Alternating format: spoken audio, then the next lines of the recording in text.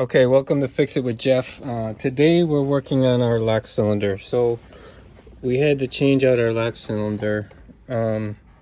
If you notice this piece right here, this goes in your cylinder, and it when you take your key out, it locks it. So that way no one could turn it. So this thing will go down once your key is in there. So I do have a transponder system. So what I did is I went to AutoZone. I bought a regular one. Yeah, it didn't come with the key, but what I found out is if I can get my key to be secured right here after changing out the lock cylinder, and I'll show you how to do that here in a minute too. These are my new keys that came with the new lock cylinder. The car will start as long as that transponder is right there. Now, if the transponder is not there, so you see I got the key on the floor now, the car will not start because it cannot recognize the transponder. So I'm gonna go through with you and show you how to get the cylinder out. There was 2 hex bolts on the bottom here. You do need a special socket kit that has an invert hex bit, because there's one hex bit underneath here that holds the top shroud in. The bottom kick plate here, you pull it off and that'll get your kick plate off. Okay, so we have our key cylinder in here, and as you can see, I can't turn this. And that's because there's a little slider bar, I would call it, that's preventing me from turning it. So what I need to do in this case is I need to first help that little slider bar side up. So if you look in here, you see I'm pressing, you see I'm moving that slider bar that's holding it. And I don't know if you can see in there, but you can see how that slider bar locks into place. So now what we're gonna do is we're gonna go ahead, you need to turn your key like to the run position. So we're gonna go ahead and push this in. Since we can't lock it, we're gonna push that in. Now we got our key. Now you're gonna get an angle pick like this. Get an angle pick, and there's a hole up in the top of the cylinder here. So what you want to do is first make sure you disconnect your battery. So I have the negative cable disconnected because you're going to be turning on and off the car. You could possibly start it, because technically you do have to get this like into almost the start position to get this to unlock the little tab that's in here. So what we're going to do is we're going to go ahead and get this feel for our little tab that's in there. Okay, there, so I hit it. So you see now I could pull out my cylinder. So what we were looking for was this thing. So we were trying to press this down, that unlocks it from the cylinder. And if you look here, this is what my problem is. When I put the key in, this is supposed to go all the way down.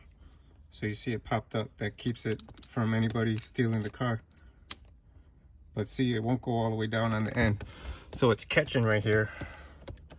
That's what's making it lock in place. So as I mentioned, I went to AutoZone and I bought the non-transponder one. It was $53. $53 at AutoZone. So now we're gonna go ahead and basically get it into position where you were at. Slide it in. You hear it click. Okay, you're done. Okay, so now we got our new key.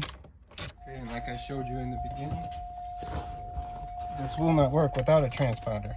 So you see it can't do anything. So what we're gonna go ahead and do is we're gonna go ahead and secure our transponder up here in some way, in some fashion, so that we can start the car.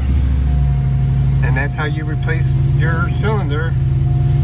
Instead of taking it to the dealer, because they have to program it, they want to change everything, and probably $500 to $1,000 job.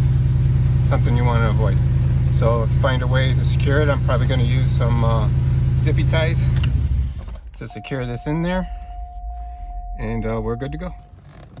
Okay, so we have our keys secured. Just make sure you don't obstruct anything. Looks like this should be okay.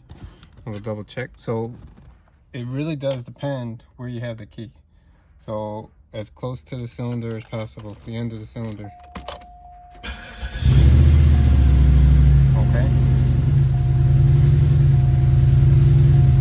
So I got that nice and tight in there. Once I put my top on, it shouldn't go nowhere. So we should be good. So we're gonna make sure that we can get the top back on and that we don't have any issues. Top cover on. Just working this shifter boot. So it looks decent. Okay, so this is the bolt. As you can see, it's called a reverse hex. It's a security bolt. So you got to make sure you get the right tool. So this is the tool I'm using. This is the small one. I have the right one on my drill bit already. Okay. So now we'll go ahead and this screws in from the bottom right in here. I don't know if you can see.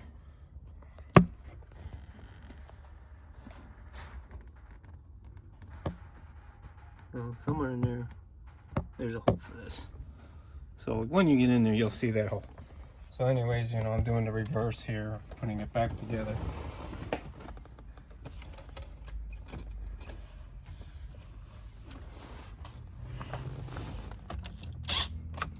Okay, so we got our bolt in there. Okay, now we're gonna go ahead and put our bottom shroud in. Our bottom shroud goes like this. And there are just only two hex bolts that hold that in. So just make sure you line up your shifter boot.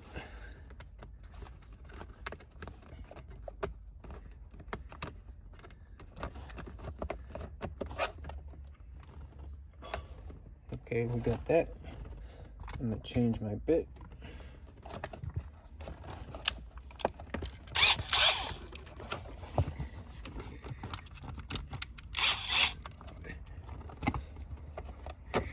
And you got one that goes right here.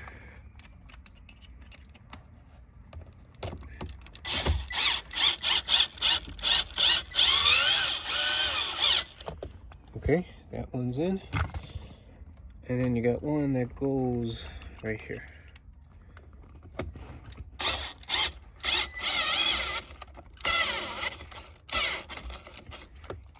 Okay. And it's not together too good.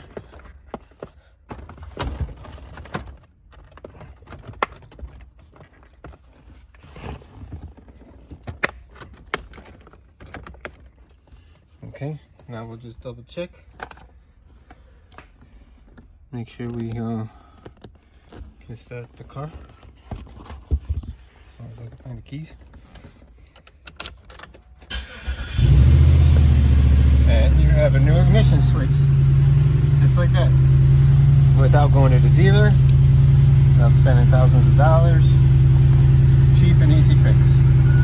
So next time, fix it with Jeff.